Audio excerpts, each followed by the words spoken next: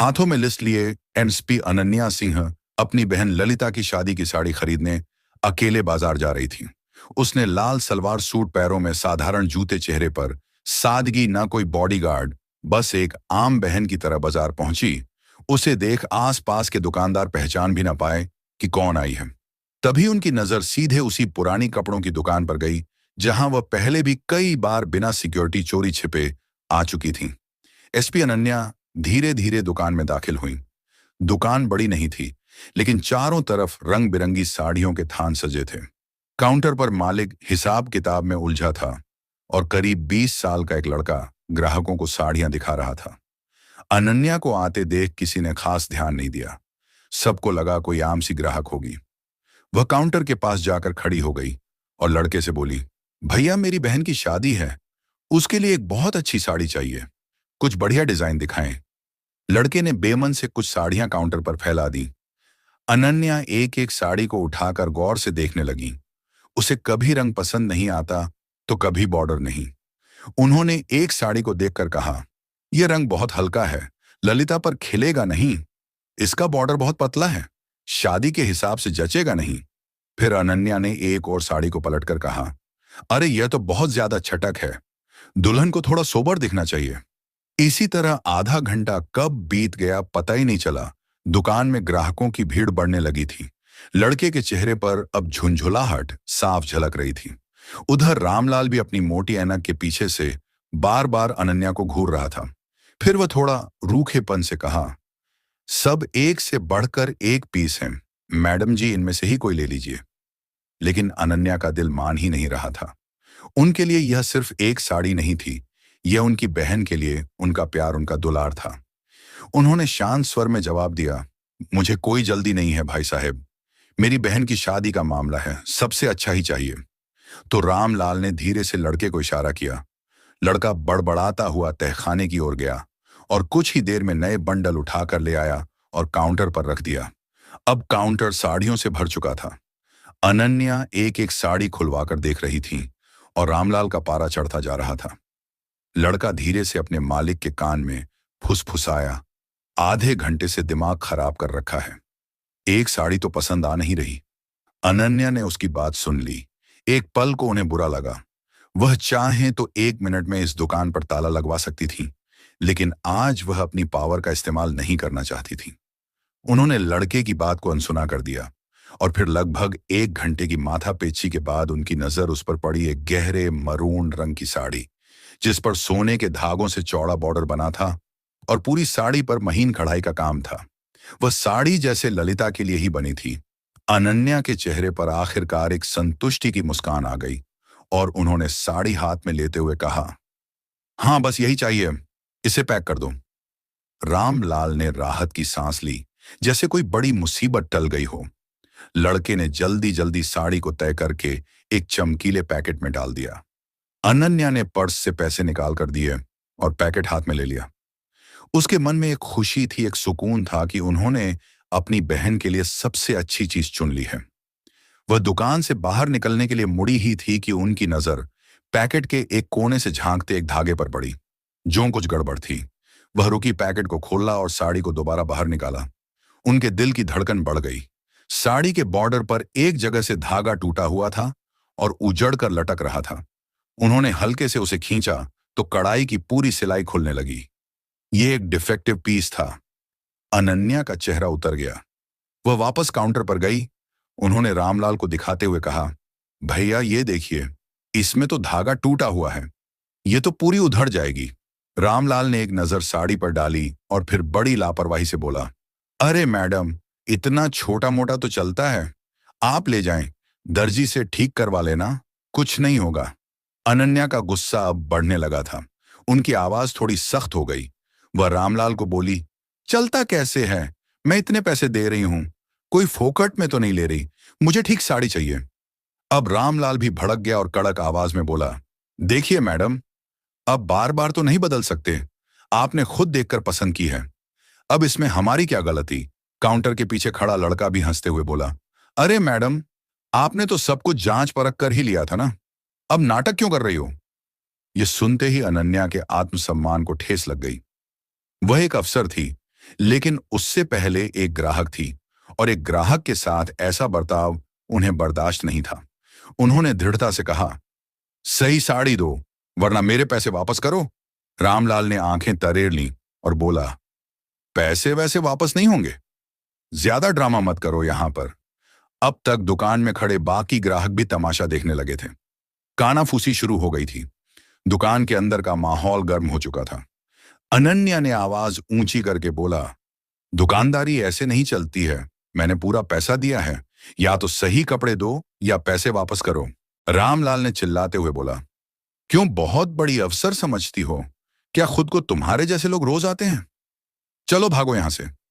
यह सुनते ही अनन्या ने गुस्से में साड़ी का पैकेट काउंटर पर पटक दिया। भीड़ अब और बढ़ गई थी। लड़के ने पीछे से एक और तीर छोड़ा। अब शुरू हो गया इनका ड्रामा। अनन्या ने उसे घूर कर देखा। उनकी आंखों में वह सख्ती थी जो बड़े बड़े अपराधियों को भी चुप करा देती थी, लेकिन यहां कोई उन्हें पहचानने वाला नहीं था। रामलाल ने गुस्से में अपनी जेब से मोबाइल निकाला और चिल्लाते हुए बोला, ज्यादा हंगामा मत करो वरना मैं अभी पुलिस को फोन करता हूं। वह बताएगी तुम्हें कि धौंस कैसे जमाते हैं। अनन्या के चेहरे पर एक व्यंग्यात्मक मुस्कान आई। हाँ कर लो, बुला लो पुलिस को। हम भी तो देखें तुम्हारी पुलिस क्या करती है। रामलाल को लगा कि वह डर नहीं रही है। उसने तुरंत थाने का नंबर मिलाया और स्पीकर पर डाल दिया। हेलो थानेदार साहब, गुप्ता साड़ी भंडार से बोल रहा हूं। यहां एक औरत बिना वजह झगड़ा कर रही है।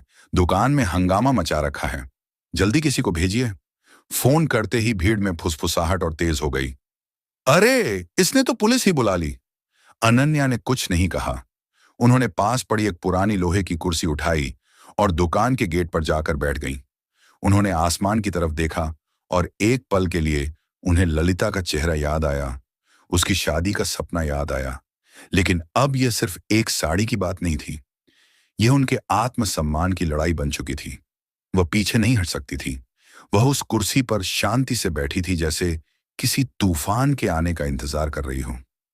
मन में एक भरोसा था। उन्होंने खुद से कहा, कोई बात नहीं, पुलिस आएगी, मुझे पहचान लेगी और यह सारा तमाशा 1 मिनट में खत्म हो जाएगा। आखिर वह इसी जिले की एसपी अनन्या थी। हर थानेदार, हर दरोगा उन्हें पहचानता था। पूरा पुलिस डिपार्टमेंट उन्हें सलाम करता था। लेकिन शायद किस्मत को आज उनकी परीक्षा लेनी थी।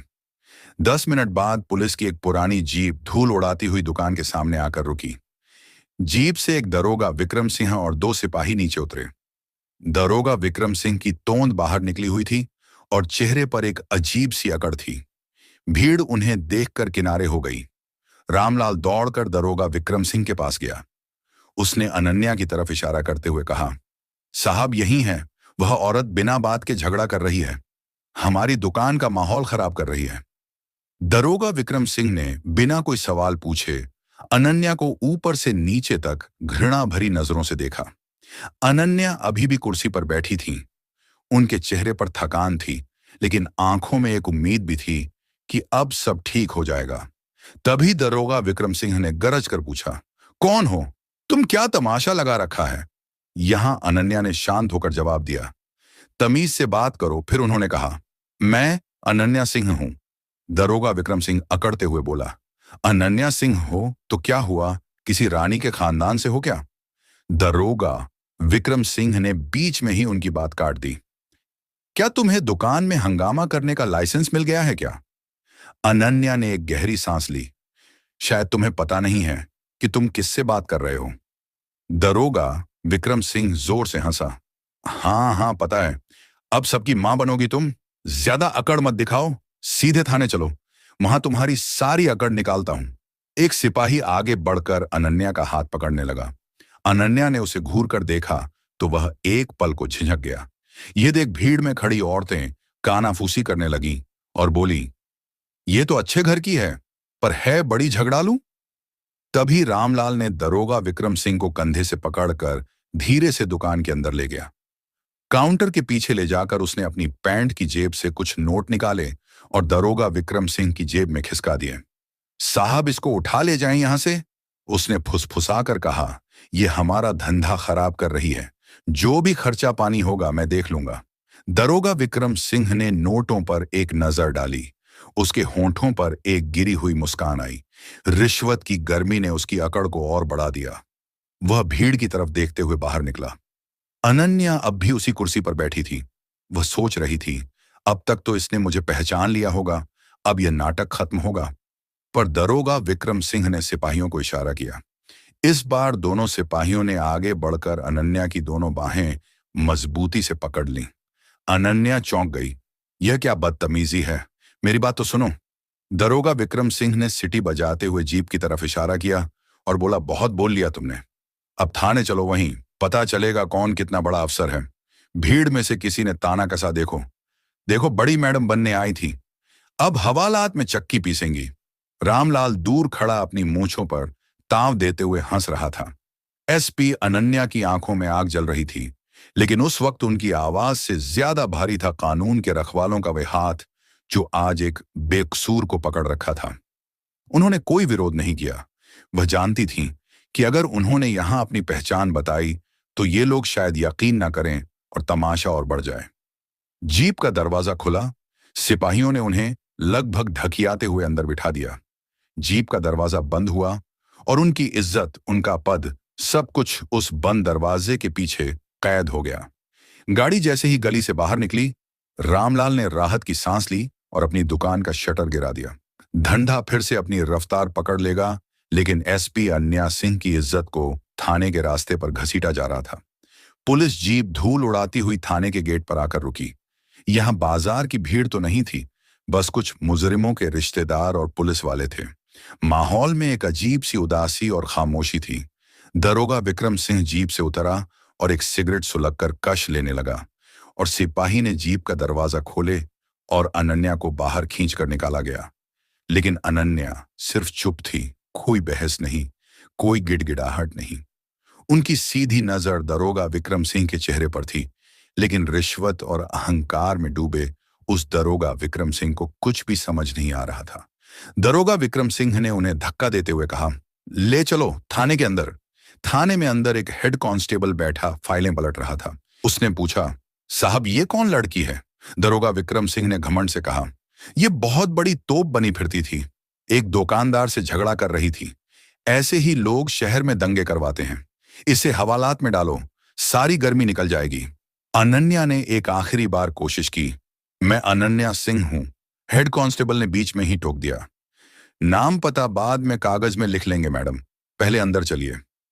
एक सिपाही ने लोहे का एक भारी गेट खोला और उन्हें हवालात में डाल दिया। अंदर सीलन भरी हवालात थी, दीवारों से पपड़ी उतर रही थी और हवा में एक अजीब सी बदबू थी। एक कोने में टूटी हुई चारपाई पड़ी थी। अनन्या ने एक गहरी सांस ली। ये वही हवालात थी जिसका उन्होंने कुछ दिन पहले ही निरीक्षण किया था। आज वो खुद इसमें एक कैदी बनकर खड़ी थी। दरोगा विक्रम सिंह ने बाहर से ताला लगाया और जोर से हंसा और बोला, अब बनो अफसर और रानी बाई। हवालात की दीवारों पर अनन्या के चेहरे की परछाई कांप रही थी और मन ही मन सोच रही थी कि कितने नीचे गिर चुके हैं ये लोग, इनकी किए की सजा जरूर दूंगी। ये कैसा इंसाफ है जो सच और झूठ में फर्क नहीं कर सकता। इतना सोच ही रही थी तभी उसी थाने में हवालात के बाहर लकड़ी की एक पुरानी कुर्सी पर एक दूसरा दरोगा बैठा था। उसका नाम था राजेंद्र सिंह। उम्र ज्यादा नहीं थी, लेकिन वो अपने काम में बेहद ईमानदार और तेज माना जाता था। वो एक केस की फाइल देख रहा था जब उसकी जीप के आने की, गेट के खटखटाने की और ताला बंद होने की आवाज सुनाई दी। राजेंद्र सिंह ने सिर उठाकर देखा। उसकी नजर हवालात की सलाखों के पीछे गई। अंदर लाल सूट पहने एक औरत चुपचाप जमीन पर बैठी थी, लेकिन उसके चेहरे पर कोई डर या घबराहट नहीं थी। वही शांति, वही तेवर, वही रुतबा जो उसने कई बार जिले की बड़ी बड़ी मीटिंग्स में देखा था। उसने अपनी फाइल बंद की। एक अजीब सी बेचैनी उसे हवालात की तरफ खींच ले गई। उसने पास जाकर हवालात के छोटे से झरोखे से अंदर झांका। एक सेकंड के लिए उसका माथा ठनका। अरे ये तो उसके मुंह से बस इतना ही निकला। उसने पास खड़े एक सिपाही को इशारा किया। ये कौन है, किस केस में लेकर आए हो? सिपाही ने हंसते हुए पूरी कहानी बता दी। साहब एक दुकानदार से झगड़ा कर रही थी, दरोगा विक्रम सिंह साहब पकड़ लाए, कह रहे थे बड़ी अफसर बनती थी। राजेंद्र ने उसकी बात पर ध्यान नहीं दिया। उसकी आंखें सीधे अंदर देख रही थीं। तभी हवालात में बैठी अनन्या ने भी नजर उठाकर उसे देखा। एक पल के लिए दोनों की आंखें मिलीं और अगले ही पल राजेंद्र का खून सूख गया। वह समझ गया कि कितना बड़ा बवंडर आ चुका है। यह कोई आम औरत नहीं है, यह पूरे जिले की एसपी अनन्या सिंह है। वह सिपाही पर दहाड़ा, यह कोई मजाक नहीं है। गेट खोल जल्दी। सिपाही घबरा गया और बोला, पर दरोगा विक्रम सिंह साहब ने मना किया है।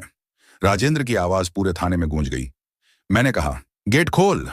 यह पूरे जिले की एसपी अनन्या सिंह है।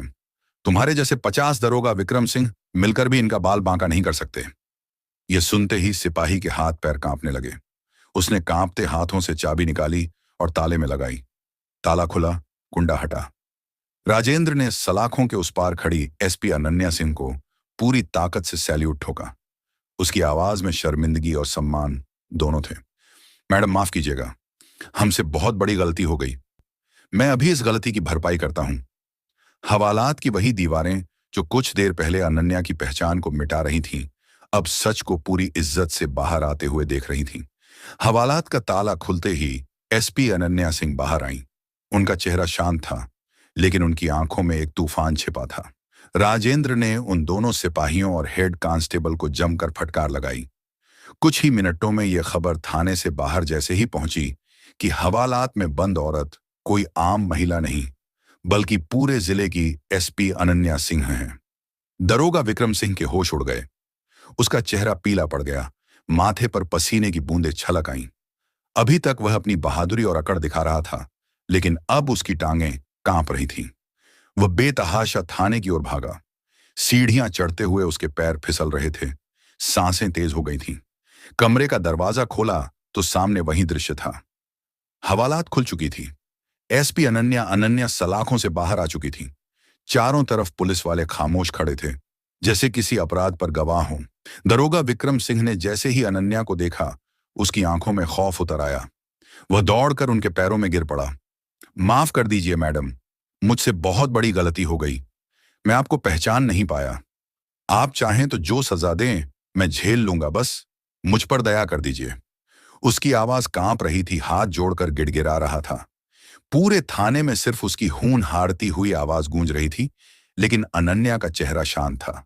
उनकी आंखों में गुस्सा नहीं, बल्कि एक ठंडी शक्ति थी, वह शक्ति जो अपराधी को पिघला दे। उन्होंने धीरे से कदम पीछे हटाए, उसकी ओर देखा और कड़क आवाज में कहा, तू सोच रहा है कि गिड़गिड़ाने से तेरी गलती माफ हो जाएगी? याद रख, यह कुर्सी कोई सौदा नहीं है जो रिश्वत और डर से बच जाए। यह जिम्मेदारी है और तूने उस जिम्मेदारी को पैसों और झूठे अहंकार के नीचे कुचल डाला। दारोगा विक्रम सिंह रोते हुए बोला, मैडम रहम कर दीजिए, घर वाले बच्चे सब भूखे मर जाएंगे। मैं अपनी पत्नी की कसम खाता हूं, अब कभी ऐसी गलती नहीं होगी। अनन्या ने उसकी बात बीच में ही रोक दी। उनकी आवाज पूरे थाने में गड़गड़ाहट की तरह गूंजी। बस अब तेरी यह नौटंकी मुझे और नहीं सुननी। तूने आम महिला समझकर जिस तरह से मेरे साथ दुर्व्यवहार किया, उसी तरह तूने न जाने कितनों के साथ ऐसा काम किया होगा। तू माफी के लायक नहीं है। आज से तू सस्पेंड है। एसपी अनन्या की यह बात सुनते ही पूरा थाना सन्नाटे में डूब गया। दारोगा विक्रम सिंह वहीं जमीन पर गिरा, सिर पकड़कर सुबकने लगा। उसके होंठ कांप रहे थे, लेकिन अब उसके पास कोई दलील नहीं बची थी। राजेंद्र ने तुरंत रिपोर्ट निकाली, सस्पेंशन का आदेश लिखा और उस दारोगा विक्रम सिंह को वहीं मौजूद पुलिस जीप में बैठाकर लाइन हाजिर करवा दिया। अब उसकी अकड़ धूल हो चुकी थी। अगले ही दिन उस कपड़ा रामलाल को भी नोटिस भेज दिया गया। ग्राहक के साथ धोखाधड़ी, झूठा केस दर्ज करवाना और प्रशासन के काम में बाधा डालना। उसकी दुकान का लाइसेंस रद्द करने की कार्यवाही शुरू हो गई। रात काफी हो चुकी थी, लेकिन अनन्या ने एक पल भी आराम नहीं किया। उन्होंने वॉशरूम जाकर अपने कपड़े ठीक किए, चेहरे पर पानी के छींटे मारे। वह दर्द व अपमान सब कुछ उन्होंने अपने अंदर समेट लिया था। एक सिपाही ने कहा, मैडम सरकारी गाड़ी भेज देते हैं। अनन्या ने सिर हिला दिया, नहीं, मैं अपनी कार से ही जाऊंगी। वह फिर से अफसर नहीं, सिर्फ एक बहन बनना चाहती थी। थाने से बाहर निकलकर जब वह अपनी पुरानी कार में बैठी तो उनकी आंखों में आंसू आ गए, लेकिन उन्होंने उन्हें बहने नहीं दिया। कुछ ही घंटों बाद उनकी गाड़ी उसकी घर के गेट पर रुकी। शादी के घर में शहनाई की गूंज थी। चारों तरफ हंसी, मजाक, नाच गाना और मेहमानों की चहल पहल थी। ललिता अपनी सहेलियों से घिरी हुई थी। और उसके चेहरे पर दुल्हन बनने की एक अनोखी चमक थी। उस चमक के बीच उसकी आंखें बार बार अपनी बड़ी बहन अनन्या को ढूंढ रही थीं। अनन्या वहीं थी, हर रस्म में ललिता के साथ खड़ी, कभी उसकी चुनरी ठीक करती, कभी उसे छेड़कर हंसा देती। चेहरे पर एक शांत और प्यारी सी मुस्कान थी, जैसे कल रात कुछ हुआ ही ना हो। उन्होंने ललिता को वो मरून रंग की साड़ी दी तो ललिता की आंखें खुशी से भर गईं। दीदी, ये कितनी सुंदर है, आपने मेरे लिए सबसे अच्छी चीज चुनी है। अनन्या बस मुस्कुरा दी, बोली, अरे पगली, तेरे लिए तो जान भी हाजिर है। लेकिन उस मुस्कान के पीछे एक गहरा समंदर छिपा था। कल रात जो कुछ भी हुआ, वह किसी बुरे सपने की तरह बार बार उनके दिमाग में कौंध रहा था। वह हवालात की सीलन भरी बदबू, वह दारोगा विक्रम सिंह की गिरी हुई हंसी, वह रामलाल का घमंडी चेहरा और भीड़ की वह चुभती हुई निगाहें, सब कुछ उनकी आत्मा पर किसी घाव की तरह ताजा था। उन्होंने उस अपमान के घूंट को पिया जरूर था, लेकिन वह उनके गले में अटका हुआ था। वह मुस्कुरा रही थीं, लेकिन उनका मन बेचैन था। वह सोच रही थीं, क्या दारोगा विक्रम सिंह को माफ कर देना चाहिए था। आखिर उसने अपने बीवी बच्चों की कसम खाई थी कि आज के बाद कभी ऐसा काम नहीं करेगा। उसकी आंखों में डर से ज्यादा अपने घर की फिक्र झलक रही थी। अनन्या के दिल में बार बार सवाल उठ रहा था, क्या मैंने सही किया या गलत। उनकी आत्मा जानती थी कि वर्दी का अपमान बर्दाश्त नहीं किया जा सकता, लेकिन तभी उसे थाने का अंतिम दृश्य उसे याद आया जब दारोगा विक्रम सिंह को सस्पेंड करके ले जाया जा रहा था। तो उसके चेहरे पे एक ऐसे हंसी थी कि मानो उसे कुछ हुआ ही नहीं हो। उसकी नजरें ये इशारा कर रही थीं कि तुमको देख लेंगे। उसके अंदर कोई डर नहीं था। उनकी आंखें शून्य में टिक गईं। वह उसकी आंखों में भय होने लगा। तभी ललिता ने धीरे से उनका हाथ हिलाया और मुस्कुराकर बोली, दीदी, आप कहाँ खोई हुई हैं। उसकी आवाज ने अनन्या की सोच को तोड़ दिया। अनन्या चौंक कर हकीकत में लौटी। कहीं नहीं लल्ली, बस देख रही हूं, मेरी गुलियां आज कितनी सुंदर लग रही है। उन्होंने बड़ी सफाई से बात को टाल दिया। वह अपनी बहन की जिंदगी के सबसे बड़े दिन में किसी भी तरह की कड़वाहट भूलना नहीं चाहती थी। दीदी, कल आप इतनी देर से क्यों आई, और मां बता रही थी कि आपका फोन भी नहीं लग रहा था, सब ठीक तो है ना। ललिता की आंखों में चिंता साफ झलक रही थी। अनन्या ने एक गहरा सांस लिया। वह अपनी छोटी बहन से झूठ नहीं बोलना चाहती थी, लेकिन सच बताने का यह सही वक्त नहीं था। हाँ, सब ठीक है, बस एक जरूरी ऑफिशियल काम में फंसी थी। लेकिन देख, मैंने अपना वादा पूरा किया, तेरी साड़ी ले आई। रात को जब सब लोग संगीत और नाच गाने में डूबे थे, अनन्या अकेले छत पर चली गई। ठंडी हवा के बीच उसने राजेंद्र को फोन किया और बोला, मुझे दरोगा विक्रम सिंह और दुकानदार रामलाल की पूरी जानकारी चाहिए। राजेंद्र ने भरोसा दिलाया, सुबह तक रिपोर्ट दे दूंगा। अगले दिन हल्दी की रस्म के बीच फोन आया। राजेंद्र ने बताया, रामलाल के कई धोखाधड़ी के केस दबाए गए हैं और दरोगा विक्रम सिंह एमएलए भैरव सिंह यादव का खास आदमी है। अवैध शराब, जमीन कब्जा, वसूली सब उसी के लिए करता है। अनन्या ने सब जोड़ लिया तो रामलाल भी उसी के नेटवर्क का हिस्सा है। शाम होते ही बारात की खुशी पर अचानक साया छा गया। एक जीप से कुछ गुंडे कूदे और पंडाल के बाहर खौफ का तूफान उतर आया। उनके लीडर मंगल ने चिल्लाकर शादी रोकने को कहा, रोको ये शादी। उसकी आवाज में इतनी कर्कशता थी कि संगीत तुरंत बंद हो गया। पूरे पंडाल में सन्नाटा छा गया। उसने सबके सामने ललिता पर इल्जाम लगाया कि उसने उसके भाई जग्गा पहलवान से 50 लाख रुपए उधार लिए हैं और अब वह पैसे लौट आए बिना शादी करके भागना चाहती है। दूल्हे के घर वाले सख्ते में आ गए और मेहमान कानाफूसी करने लगे। ललिता, जिस पर कुछ देर पहले खुशियों के फूल बरसाए जा रहे थे, अब उस पर झूठे इल्जामों की कीचड़ उछाली जा रही थी। वह फूट फूट कर रोने लगी। अनन्या का खून खौल उठा। वह जानती थी कि यह भैरव सिंह की घटिया चाल है, उन्हें और उनके परिवार को बदनाम करने का तरीका। वह एक शेरनी की तरह आगे बढ़ी। उसकी आंखों में ना कोई डर था, ना कोई घबराहट, बस एक सर्द गुस्सा था। क्या सबूत है तुम्हारे पास? उसकी आवाज शांत लेकिन इतनी पेनी थी कि मंगल भी एक पल को ठिठक गया। मंगल ने कुछ नकली स्टैंप पेपर हवा में लहराए। अनन्या ने एक नजर में ही पहचान लिया कि वह जाली भी है। अच्छा, तो अपने जग्गा भाई का नंबर दो, मैं अभी उससे बात करती हूं। यह सुनकर गुंडे घबरा गए। वह तो शहर से बाहर है। तो फिर ये कचरे के टुकड़े मुझे मत दिखाओ। अनन्या ने कागज छीनकर उसके मुंह पर फेंक दिए। अब तुम्हारे पास दो रास्ते हैं, या तो चुपचाप यहां से निकल जाओ, या मैं अभी फोर्स बुलाकर धोखाधड़ी, मानहानि और एक पब्लिक सर्वेंट के परिवार को धमकाने के जुर्म में तुम सबको अंदर करवा दूंगी। पब्लिक सर्वेंट का नाम सुनते ही गुंडों के होश उड़ गए। उन्हें अंदाजा नहीं था कि वह किससे पंगा ले रहे हैं। 10 सेकंड के अंदर वह सब दुम दबा कर भाग गए। माहौल संभल तो गया, लेकिन जश्न का रंग फीका पड़ चुका था। अनन्या ने दूल्हे के पिता से हाथ जोड़कर माफी मांगी और उन्हें यकीन दिलाया कि उनकी बहन बेकसूर है। उन्होंने वादा किया कि वह इस साजिश की जड़ तक पहुंचेंगी। उस दिन अनन्या ने ठान लिया था कि भैरव सिंह ने उनकी बहन की इज्जत पर हाथ उठाकर अपनी बर्बादी को दावत दी है। ललिता की विदाई के बाद घर की खामोशी अनन्या के गुस्से को और बढ़ा रही थी। अगले ही दिन उन्होंने सबसे पहले रामलाल को गिरफ्तार किया, सरकारी गवाह बनने का दबाव डाला। डर के बावजूद रामलाल चुप रहा, लेकिन जब उसने देखा कि अनन्या ने भैरव सिंह के दाहिने हाथ जगह पहलवान के अवैध जमीन कब्जों पर बुलडोजर चलवा दिया, करोड़ों का गैर कानूनी निर्माण मिट्टी में मिला दिया और 20 गुंडों को गिरफ्तार कर लिया, तब रामलाल टूट गया। उसने भैरव सिंह के राज खोले, बताया कि एक काली डायरी है जिसमें हर रिश्वत, हर धंधे का पूरा हिसाब लिखा है। वह डायरी उसके फार्म हाउस में छिपी थी। अनन्या ने आधी रात को ऑपरेशन धर्म चलाया। बिना सायरन और रोशनी वाली पुलिस गाड़ियां फार्म हाउस पहुंची। दरवाजे तोड़े गए, गार्ड्स हथियार डालने पर मजबूर हुए। अनन्या सीधे भैरव सिंह के कमरे में पहुंची। नींद से चौंक कर वह चिल्लाया, एसपी अनन्या, तुम्हारी हिम्मत कैसे हुई? अनन्या ने सर्च वारंट उसके चेहरे पर फेंकते हुए कहा, कानून को काम करने के लिए इजाजत की जरूरत नहीं होती।